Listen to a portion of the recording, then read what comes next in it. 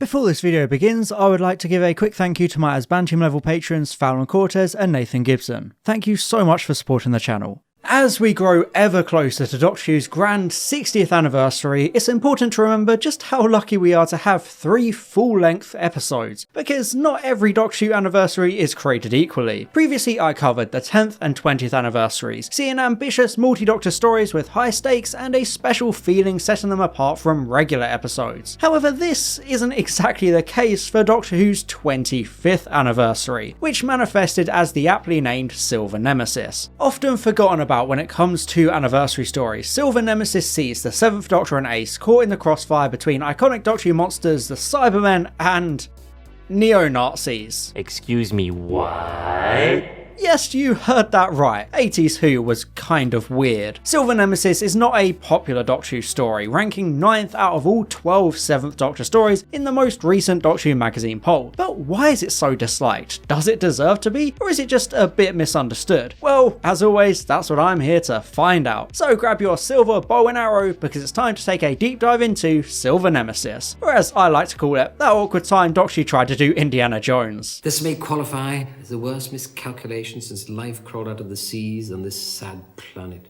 Silver Nemesis opens in the lush jungles of South America, where Mr. Nazi over here sees he has to go to Windsor. Oh, so he'll fit in great then. Of course, it's common knowledge these days, but when World War II was growing bleaker and bleaker for the Axis towards the end of the war, a number of high-ranking officials and generals fled into hiding to avoid being caught and arrested for their involvement in the Nazi Party. South America was a popular destination for a number of these fleeing fascists. Notable names like Joseph Mengele and Adolf Eichmann used these so-called rat lines to flee Europe, so it makes a lot of sense for the villainous Hans de Flores to be lurking in South America, waiting for his chance to rise again. This fictional former high-ranking member of the Nazi Party is played very well by Anton de Fring, a German film star who, despite his Jewish roots and homosexuality, made a name for himself playing these kinds of Nazi officer roles, starring in The Colditz Story, Where Eagles Dare, and Operation Daybreak, amongst many others. Hans de Flores is an intimidating, if underexplored, villain. There's a lot of potential there, and de Fring does a great job, but the character just ends up relegated to the background for a lot of the story. I do find it really funny though that de Fring actually disliked the Silver Nemesis scripts, but he still took the role purely so that he could be in England during Wimbledon season and watch the coverage of it in his hotel room. Because, you know, he lived in the south of France at that point and couldn't watch it there. So, you know, what can I say? The man had priorities. Whilst a war is brewing across time and space, the Doctor and Ace are just kind of vibing to some garden jazz. Have you seen this? Cheltenham have picked up 3 points. Well, I guess she's my new favourite companion. However, the Doctor and Ace are then shot at by 2 Millwall fans who really hate jazz music. It turns out Earth is in imminent danger, you know, as it usually is. You mean the world's gonna end and you'd forgotten about it? Part of this threat is the evil sorceress Lady Painfort, who started off in the 1600s tracking a comet before doing a casual human sacrifice so she could travel to the future. You know, I did that last week. This comet is known as Nemesis, which previously landed on Earth full of the living metal known as Validium, a Time Lord super weapon created by Rassilon and Omega. This piece of Validium was found by Lady Painfort, who used it to create a statue of herself, only to then be thwarted by the Doctor, who launched it back into space in an encounter we don't get to see. You know, it's all a little bit confusing. I do like the mythology around the Nemesis comet though, having become a human legend due to its silver bow and arrow, which are needed to activate the statue inside. It creates a cool treasure hunting atmosphere for the story, with Painfort having the arrow and de Flores having the bow, but neither having the upper hand. I also like the idea that Nemesis is so powerful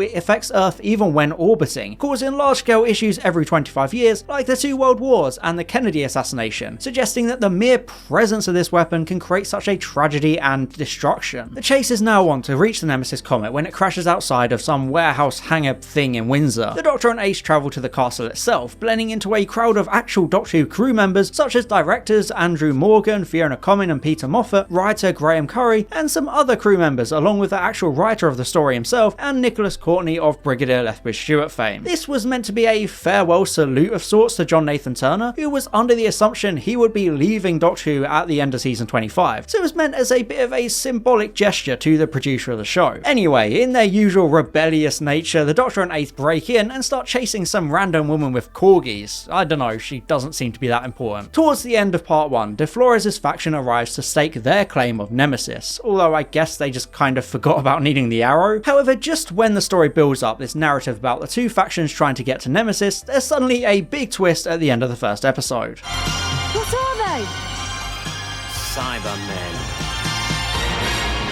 Writer Kevin Clarke wasn't a fan of sci-fi, but he originally planned to use the Daleks for this story. However, they had been reserved for a remembrance of the Daleks at the start of season 25, so producer John Nathan Turner instead suggested using the Cybermen because they were the natural choice of villain to appear in a Silver Anniversary adventure. Hello! I'm the Doctor!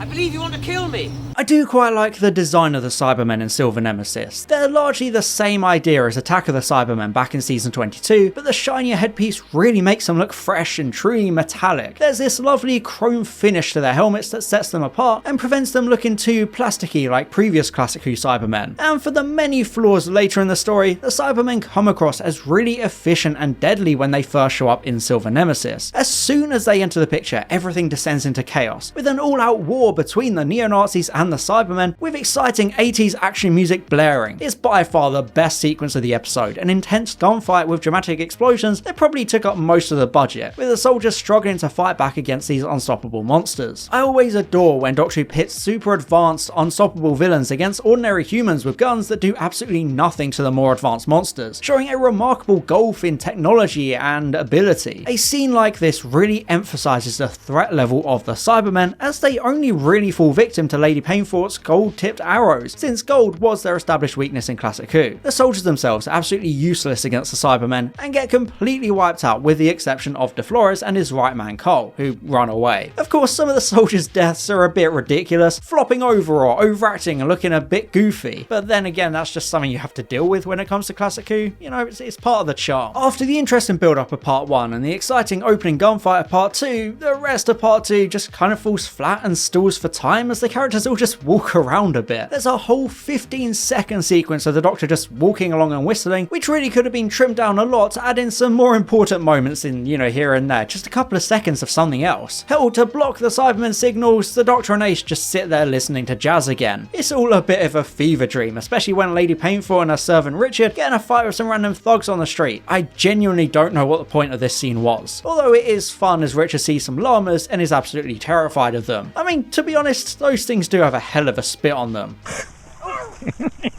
Despite Painfort being a bit of a bland and run-of-the-mill Doctor Who megalomaniac, I guess Richard is a nice bit of comic relief for the story. He's this bumbling simp obsessed with praising Lady Painfort and doing whatever she orders him to do. It's a basic yet fun trope, this powerful and smart villain who has an incompetent sidekick desperate for her approval. And hey, he's not entirely useless, he does get in a good hit or two on the Cybermen. Richard has a bit of a redemption arc of sorts, and you know, it is a bit adorable as he tries to make small talk with a rich American tourist, but has no idea what she's on about when she talks about things like revisiting her roots. 'Tis wise with crops this time of year, ma'am. Bless him, he's a good lad, he's just trying his best. Despite the triple threat going on between the factions, it's the Cybermen who gain control of Nemesis, chipping away to reach the statue beneath, although they're pretty tactically inept and immediately give it up to Lady Painfort in an attempt to trick her. Except it doesn't work, they get beaten back and Ace blows up their spaceship. Well, I guess there goes the rest of the budget. Yeah, the Cybermen are pretty dumb in this story, they don't show much tactical ability or awareness. Like, I'm a big fan of the Cybermen, they're my favourite of the main 3 Doctor Who villains, but they're really badly written here and it's obvious that Clarke has almost no understanding of the monsters. This is something emphasised when the Cybermen even briefly agree to a temporary alliance with De Flores. I know it's the classic case of a Doctor Who villain using villainous humans before betraying them, but it's just really funny to see them suggest sharing the planet after it's conquered. The Cybermen were created as an allegory of sorts to communism, or at least, you know, the 60s Western perception of it, with the concept of everyone being equal without individuality or expression allowed. You don't have to be a historian or political expert to know why it's weird then for the Cybermen to team up with literal neo-Nazis, who are on the complete opposite side of the political spectrum and, you know, kind of importantly, have a deep hatred of communism. There's a great moment at the end of part 2 where the Doctor realises the entire cyber fleet is already surrounding Earth, simply shrouded and hiding. It's a strong cliffhanger, creating a powerful sense of dread and helplessness, because the protagonists are hopelessly outnumbered. Even Ace admits she's scared, which is rare for such an adventurous character with a strong sense of bravado. However, I do like the moment when the pair walk into the heart of danger and straight up troll the cyber leader, refusing to hand over the bow and passing it all around him before activating Nemesis themselves. It's a very surreal moment as the statue comes to life, all these dramatic explosions and shining golden light. I feel as though it's a clear attempt at paying homage to Indiana Jones. Not only is the plot itself a sci-fi twist on things like Indiana Jones and the Raiders of the Lost Ark, this imagery itself is also very similar to that original trilogy of the franchise, just on Doctor Who's much more limited budget. They definitely both share the root inspirations of the Nazi obsession with mythology and legendary trinkets. Indeed, the Nemesis statue directly draws upon Hitler's personal obsession with the so-called Spear of Destiny, the weapon described in the Bible as piercing the side of Jesus as he's on the cross. The mythology states that whoever bears this weapon is granted great powers, so it naturally appealed to the Nazi Party, who were determined to seek for any kind of literal or symbolic advantage in the war. From searching for Atlantis to stealing treasures from ancient Greek temples, the Nazi Party were all about that treasure hunting grind set, which makes Nemesis the perfect target of De Flores, who is implied to have been close with Hitler himself. However, despite all the cool historical archaeology stuff, it's in part 3 that things really fall apart for Silver Nemesis, mainly because of a slew of production issues. Right from the beginning, the discovery of sweet and tasty asbestos at the BBC Television Centre messed around with a recording of The Greatest Show in the Galaxy, so Sylvester McCoy and Sophie Aldred were barely able to rehearse Silver Nemesis. Things just kind of spiraled out of control from there, with slow progress forcing some shots to be abandoned and others rewritten entirely on the spot. The story ended up far too long for its intended runtime, so a lot was lost, including a subplot where Cole seemingly betrays De Flores to the Cybermen, with the villains planning on converting both men to the whole earphone-wearing Millwall fan thing, only for Cole to then save De Flores when they were unguarded. In the final cut, De Flores just throws some gold dust at them and they run away, something that was actually a failed attempt in the original edit, but here it just kind of happens. Anyway, back on track. The Doctor takes Nemesis back to the warehouse hangar thing, hoping to destroy the Cyberman fleet and resolve everything. There's a pretty cool chase sequence as Ace tries to distract the Cybermen, picking them off one by one with a slingshot and some gold coins. It injects some much needed intensity to the middle of the episode, and I love how she manages to take out 3 Cybermen at once despite only having 1 coin left. It shows a lot of resourcefulness and quick thinking by Ace, a strong account of her abilities as a companion. There's a fascinating moment when the Doctor is alone with Nemesis, tasking it with destroying the cyber fleet, but refusing the weapon its freedom, suggesting he might need it again someday. This is a strong indication of the so-called Cartmel master plan, which was script editor Andrew Cartmel's hope to reintroduce a sense of mystery about Doctor Who. There were loose plans to explore the Doctor's true origins in season 26 and season 27, revealing him as the Other, an ancient Time Lord who founded Gallifrey alongside Rassilon and Omega. It's essentially the same core concept as the Timeless Child would eventually be, the Doctor's established history being a lie and him being more than a simple, normal Time Lord. Clarke wanted to take things further in Silver Nemesis, straight up trying to reveal that the Doctor is God, or, if not actually God, then at least a godlike figure walking among us. This was obviously shot down by John Nathan Turner, not because it answered too much about the Doctor, but mainly just because of the religious connotations, because yeah, a lot of people get pretty upset about that. Even still, there are a lot of indications here that the Doctor is more than he seems. There's the groundwork of the darker, manipulative side of Seven that we see more of in season 26, but his mysterious origins are hinted at by Painfort, who claims Nemesis told her who the Doctor is and where he really comes from, just teasing that origin story and dangling it in front of us. But, if only it had stayed just dangling.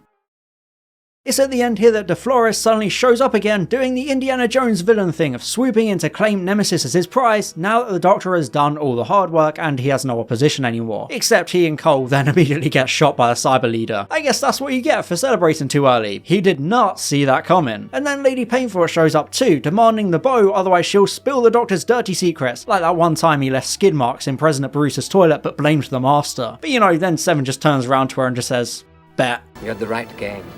The wrong pawn. Check.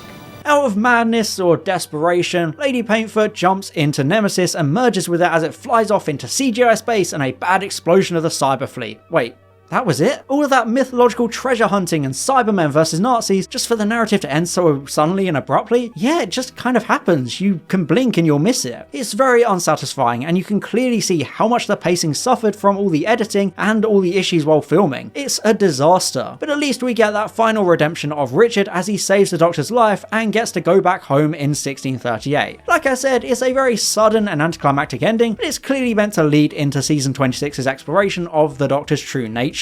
Doctor, who are you? Despite Silver Nemesis being officially made and advertised as Doctor Who's 25th anniversary story, most fans would actually suggest Remembrance of the Daleks is the better celebration of Doctor Who as a show. Since the 25th season was a big milestone, producer John Nathan Turner wanted a big blockbuster premiere, bringing back the Daleks, the show's most iconic creation and the single main reason for its success. But on top of this, the story is also directly tied into An Unearthly Child, the first ever episode of the show. Writer Ben Aronovich wanted to explore the reasons behind the Doctor and Susan being in 1963 London to begin with, ultimately revealing that they were there to hide the Hand of Omega, a device created by the legendary Time Lord pioneers Omega and Rassilon. To the backdrop of Coal Hill School, Remembrance of the Daleks sees an explosive civil war between two Dalek factions as they fight over this relic, with Davros himself returning in the form of a Dalek Emperor design modelled after the 60s Dalek comics. The story is full of these kinds of references, along with introducing a predecessor of UNIT and straight up implying the Doctor Who universe itself has a show like Doctor Who, first airing on 23rd of November 1963. Unlike Silver Nemesis, Remembrance of the Daleks has all the makings of an anniversary celebration. It has the most iconic villains and their famous creator, Time Lord mythology, and even the setting itself is directly tied to the beginning of the show. Like I said, it has all the makings of a self-referential anniversary story, following in the footsteps of the 3 Doctors and the 5 Doctors before it. And on top of that, it's actually just, good, finishing top of that 2023 7th Doctor poll in Doctor Who magazine. It has big explosive battles, sinister villains, betrayals, horror, confusing technobabble, and a brilliant Doctor companion duo. Remembrance of the Daleks is pretty much everything you could ask for from Doctor Who, which is why it's such a missed opportunity that they didn't make that story the 25th anniversary instead of Silver Nemesis. Silver Nemesis is a pretty messy story, there's no denying that. It suffers from severe pacing issues, a lack of focus, and too many ideas squeezed into one story written by someone that doesn't even like sci-fi. The Cybermen may look pretty good, but they're written so badly, and the neo-Nazis become an afterthought within minutes of the second part. However, I don't think Silver Nemesis is quite as bad as people often say. There are some things to be enjoyed about it. The Indiana Jones-esque treasure plot is quite fun and exciting. The teases of the Doctor's past are intriguing, there's some nice location filming, and the action sequence at the start of part 2 is great. I think the main issues come from it being advertised as an anniversary celebration. Yes, it does somewhat celebrate 25 years of Doctor Who, but Remembrance of the Daleks does that so much better in the same season. Silver Nemesis is just a run-of-the-mill formulaic Doctor Who story. It's very average. Sylvester McCoy and Sophie Aldred put in good performances despite weak writing, but it really just doesn't stand out, and it definitely doesn't live up to the hype of being an anniversary story. The narrative itself is muddled and confusing, amateurishly misusing and misunderstanding the Cybermen, really making them look like chumps outside of one great scene, and there's just no real message or themes in the story. It's just kind of whatever. Therefore, I have a hard time genuinely recommending Silver Nemesis. If you like Indiana Jones, then it's worth checking out, but it's one of those stories where all the good bits can probably just be watched in clips uploaded to YouTube. It departs from the anniversary story formula and it really falls short, but surely things can't get any worse, right? Pickled in time like gherkins in a jar. Oh no. And I'd just like to thank my Asbantium level patrons, Fallon Cortez and Nathan Gibson, my Diamond level patron Glenna Clark, my Platinum level patrons Maximilian Foreman and Nick's Games, and all my Gold level patrons Boots, Daniel Shillito, Franz Horn aka Line Vortex, Robert Hock, and Tom Azar. Thank you so much for your support.